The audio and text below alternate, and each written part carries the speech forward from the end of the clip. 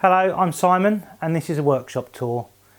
Now I'm using my estate agent cam so the workshop looks huge. If I just take a couple of steps back it looks even bigger, but it is actually only 12.5 feet across and 12.5 feet deep. If workshop tours aren't your thing then feel free to click on, that's fine. Just remember to subscribe first. Now I did one of these a couple of years ago, back in January of 2022, and I thought it was about time that I updated it because I've got a few new machines and I've changed things around a bit, and I'll give you an idea of what I do in my workshop and how it's all organised. Like last time, we'll start in that corner over there and we'll work our way round. I have two main workbenches. This is the first of the two. It's actually a workmate that's been modified a bit. It's got its own wood vise. I've added an insert to make it a proper bench so that you can use the whole surface. It's got a built-in mains extension lead, soft jaws down here, covers here. So if you're doing something you don't want it to be damaged by the surface, you can use the covers. It's got a paper dispenser under here which is empty at the moment, a magnetic holder for tools, dog kennels, a shelf down the bottom. Pretty much everything you can do to it has been done to it, and I've got videos on everything.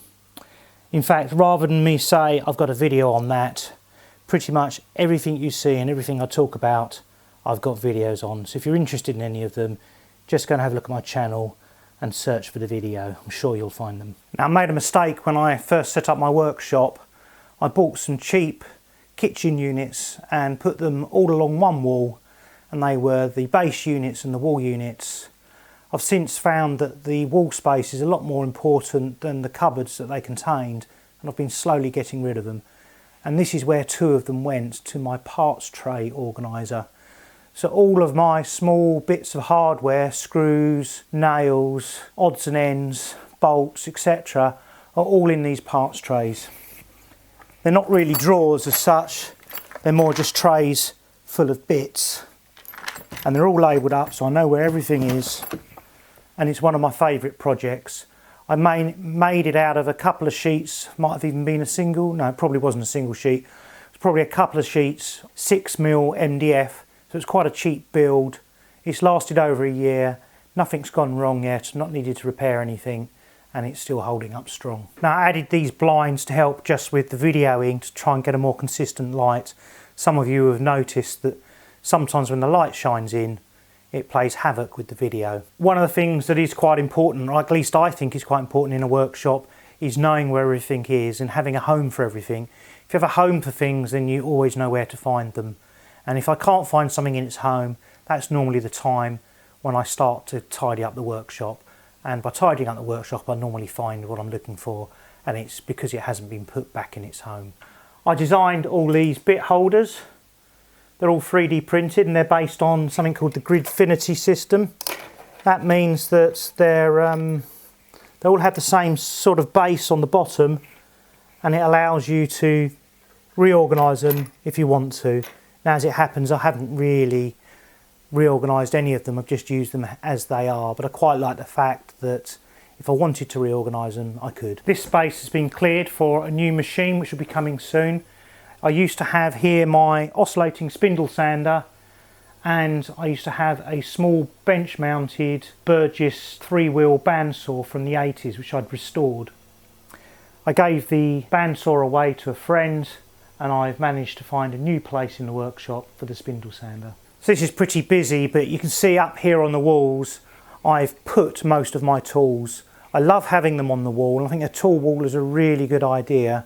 I hate having to go into cupboards for things, and I genuinely find that if I put a tool on the wall, suddenly tools that I haven't used for a very long time I'm using all of the time because they're close to hand.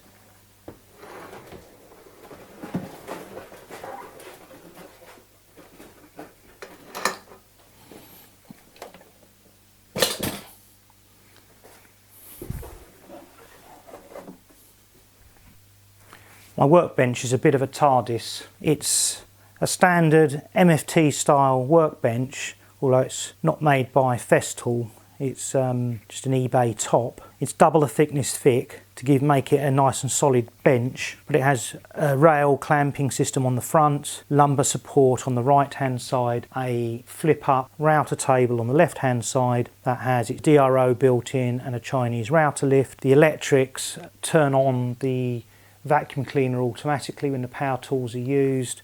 It's got a drawer for all my router bits, and it stores all my power tools underneath. All of the plug holes are filled with little plastic dog plugs. They allow me to sweep the top without getting loads of dust everywhere underneath the table. The fence is a benchdogs.co.uk fence system, and so are all the dogs. And you can see that I also have my rotary power tool on a hanger, so it's always available and to hand. This bench allows me to work with full 8x4 sheets without any real issues. So for just cutting them up with my cheap and nasty track saw, it works a treat.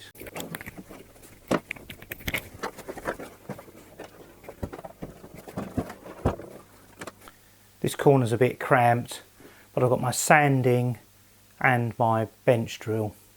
And there's a little cupboard I've still not been able to get rid of up in the corner there. And you can see right in the corner behind the bench drill, I've got all my Forstner bits and so on.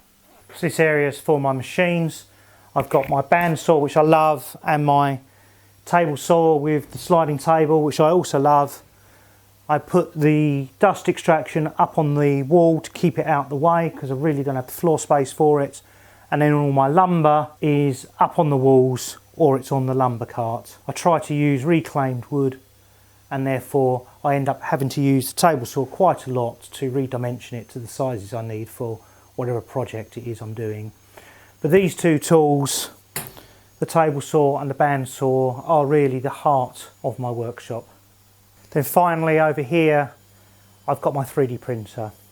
That gets quite a lot of use in the workshop, and you know that I have a multi-material workshop, although a lot of it is woodwork. The 3D printer does come in handy for quite a lot of projects. Well, that was a quick skit around my workshop where I spend a lot of my free time. I hope you've enjoyed this video. If you have, please leave a thumbs up. And if you've got any questions or comments or suggestions on how to improve the layout of my workshop, then leave them below. And if you haven't already, please subscribe. And I'll see you in the next video. Thanks for watching.